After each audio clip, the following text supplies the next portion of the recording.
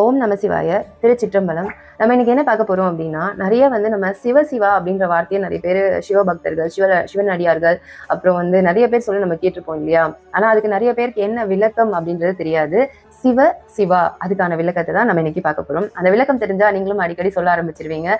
சிவ என்பது சிவனை குறிக்கும், சிவா என்பது சக்தியை குறிக்கும்.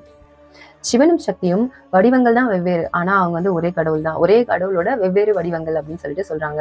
சிவனும் சக்தியும் சேர்ந்து இருக்கும்போது அந்த ஆற்றல் ஒரு முழுமையான ஆற்றலா இருக்கும், ஒரு மிகப்பெரிய ஒரு முழுமையான ஆற்றலா இருக்கும் அப்படின்னு சொல்லிட்டு சொல்றாங்க.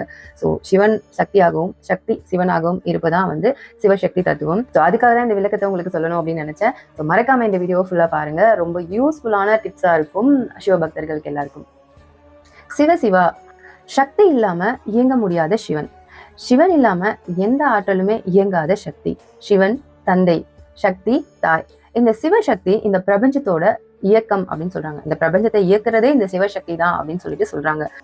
இந்த ஈருருவ தத்துவம், அதாவது இந்த 2 உருவங்கள் சேர்ந்து இந்த தத்துவம் இருக்குல்ல, இதுதான் சிவசக்தி தத்துவம் அப்படின்னு சொல்றாங்க. சிவனும் சக்தியும் இல்லாம இந்த உலகத்தோட இயக்கமே இல்லை அப்படின்னு சொல்லிட்டு பல உதாரணங்கள் சொல்றாங்க. அதெல்லாம் ஏன் எதுக்கு அப்படின்னு சொல்லிட்டு ஒன் பை ஒன்னா நான் சீக்கிரமா சின்ன ஷார்ட் வீடியோவா நான் சொல்லிடுறேன். இல்லற வாழ்க்கையிலும் இது எந்த அளவுக்கு இருக்கு, இந்த தத்துவம் எந்த அளவுக்கு இருக்கு அப்படின்றத சொல்லலாம். என்ன அப்படின்னு பாத்தீங்கன்னா, இப்ப கணவனும் மனைவியும் அவங்களோட அந்த புரிதலும் சரி, அந்த வாழ்க்கையை ஒருத்தருக்கு ஒருத்தர் விட்டு கொடுத்து போறது எல்லாமே ஒரு சரிசமமா இருந்துச்சுன்னா, ஒரு பாதிக்கு பாதியா, ஒரு சரிசமமா 50-50 இருந்துச்சு அப்படின்னா அவங்க வாழ்க்கை ரொம்ப அழகா இருக்கும், ரொம்ப சந்தோஷமா இருக்கும்.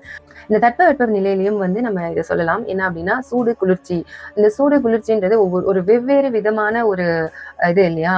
ஸோ ரொம்ப சூடு அப்படின்னாலும் நம்மளால தாங்க முடியாது, ரொம்ப குளிர்ச்சி அப்படின்னாலும் நம்மளால தாங்க முடியாது. ஸோ இந்த உலகத்துல இந்த பிரபஞ்சத்துல இந்த குளிர்ச்சியும் இந்த சூடும் சரிசமமா இருந்தா மட்டும்தான் இந்த உலக வாழ்க்கையை நம்மளாலேயே வாழ முடியும். இல்லைன்னா அதுக்கேற்ற மாதிரி இப்போ இருக்கிற இந்த கரண்ட் சிச்சுவேஷன்ல உங்களுக்கே தெரியும், அதிக குளிர்ச்சி இருந்தாலோ இல்லை அதிக வெப்பம் இருந்தாலும் நமக்கு அதனால எவ்வளோ சைட் எஃபெக்ட்ஸ் வருது, எவ்வளோ பிரச்சனைகள் நம்ம ஃபேஸ் பண்றோம் அப்படின்றது. நம்ம நம்ம வாழ்க்கையில நிறைய ஐயோ அம்மா அப்படின்னு நிறைய வார்த்தைகள் முடியாதப்ப, இல்லை ஒரு பேட் சிச்சுவேஷன்ல ஐயோ அப்படிலாம் நம்ம நிறைய வார்த்தைகளை உபயோகப்படுத்துவோம் இல்லையா? ஸோ அந்த மாதிரி வார்த்தைகளை உபயோகப்படுத்துறதுக்கு பதிலா இந்த சிவசிவா அப்படின்ற வார்த்தையை நம்ம இந்துக்கள் எல்லாம் நம்ம உபயோகப்படுத்துவோம். இப்ப கிறிஸ்டினா இருந்தீங்க அப்படின்னா ஜீசஸ்ன்னு சொல்லலாம், இல்ல ஆமேன்னு சொல்லலாம். முஸ்லீமா இருந்தாலும் முஸ்லீமும் ஆமேன்னு சொல்லுவாங்க. மற்ற வேற எந்த வார்த்தைகள் சொல்லுவாங்கன்னு எனக்கு சரியா தெரியல. ஸோ நீங்களும் உங்களோட அந்த வார்த்தைகள் எல்லாம் உபயோகப்படுத்தலாம். நம்ம இந்த மாதிரி வார்த்தைகளை உபயோகப்படுத்தும் போது நம்ம ஆள் மனசுல ஒரு அமைதி கிடைக்கும், ஒரு என்ன சொல்றது, ஒரு பாசிட்டிவிட்டி நமக்குள்ள கிரியேட் ஆகும். நம்மளோட சுத்தி இருக்கிறவங்களுக்கும் அந்த பாசிட்டிவிட்டி கிடைக்கும் இல்லையா? ஸோ நம்ம ஒரு தேவையில்லாத ஒரு வார்த்தையை உபயோகப்படுத்துறதுக்கு பதில் இந்த மாதிரி நம்ம வாழ்க்கையில சின்ன சின்ன மாற்றங்கள் ஏற்படுத்துறதுனால நமக்கு அது நாளடைவில் ஒரு நல்ல மாற்றத்தை கொடுக்கும்.